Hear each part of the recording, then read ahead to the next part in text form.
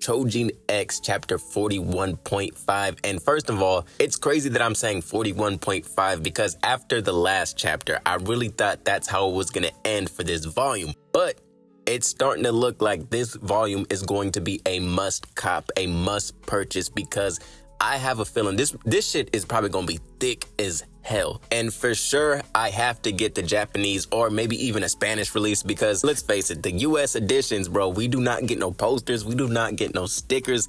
We just get the book and the story. That's it. So I'm going to have to get the Japanese version whenever that shit drop, if it already hasn't dropped already. But I'm pretty sure that this would be the final chapter of this volume. And if not, if I see 41.6, then hey man, more power to you. Now, as I take a look at this thumbnail and I think about some of the dialogue that was given hit towards, basically doomsday in this manga, I'm thinking to myself, are we getting closer to the end? And honestly, man, I hope not. But there is one thing that Batista said that makes me feel like we're gonna have a lot more story to go, because he's telling Tokio and Azuma, like, okay, you guys gotten stronger since the last time we've met, but you guys are nowhere near how strong you need to be in order to face a guy like me. And I actually want to begin with Batista because once again, he has this effect over the storyline where it's like, okay, Yamato, Mori, today you guys get the victory, but don't think I've lost just yet. There is going to be a future,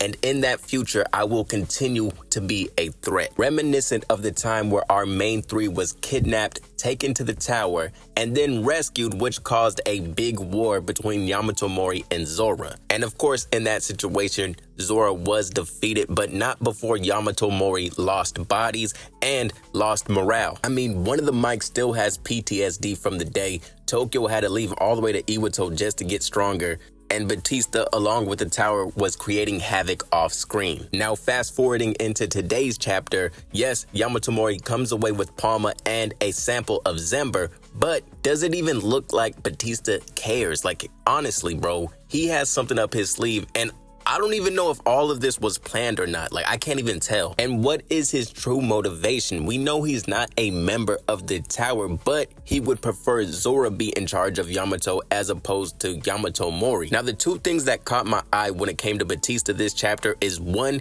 he did not try to go after Tokio. The only person he was after was Palma. And the second thing that surprised me was he actually ordered Ririka to destroy Zember rather than collecting it. And as stated earlier, yes, Yamato Mori came away with both Palma and a sample of Zember, but it feels like Batista's main thing was having a successful experiment. And I believe his end goal was to formulate Zember to specifically create Beast Choujin, which would be an upgrade from inoculating randoms in the hopes that they inherited beastification. And when you think about it, it's really the same thing Zora is doing, except in a more scientific way. Zora is crashing planes in hopes that she creates a Beast Choujin. Meanwhile, Batista is formulating his Zember. And with that in mind, it makes me believe that Palma was Batista's real experiment rather than the dead bodies. If we take a look at the final panel, you'll notice that Batista is holding Zember number 66, which so happens to be the sample that Palma found successful. And I find it way too much of a coincidence that he would order all the vials of Zember to be destroyed, yet he comes away with the exact one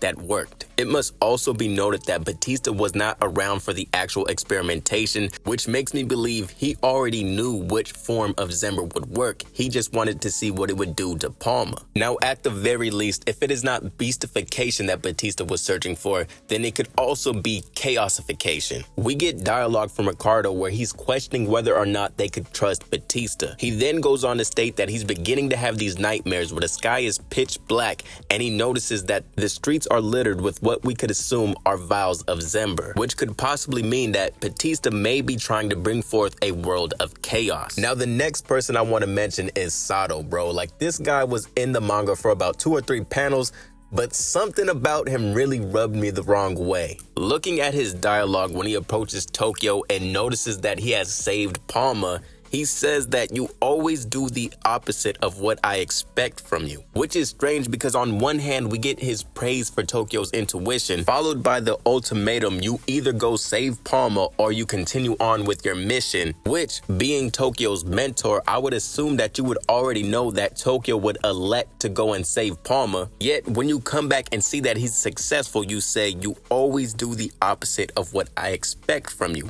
which makes me believe he did not expect Tokio to succeed.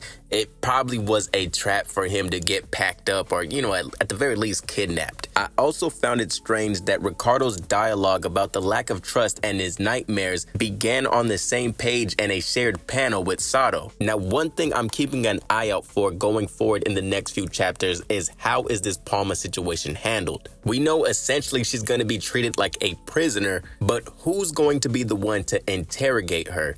If it's Sato, bro, red flags already. Like, my red flags are going up because we already know what he does to witnesses and potential evidence. So placing her in the power nullification room may be a part of his plan just so she doesn't talk, because as Tokio states, this will also slow her recovery. Now, once again, banger of a chapter, man. Blessed with the continuation of this story, and I will be seeing you guys next time he drops some heat.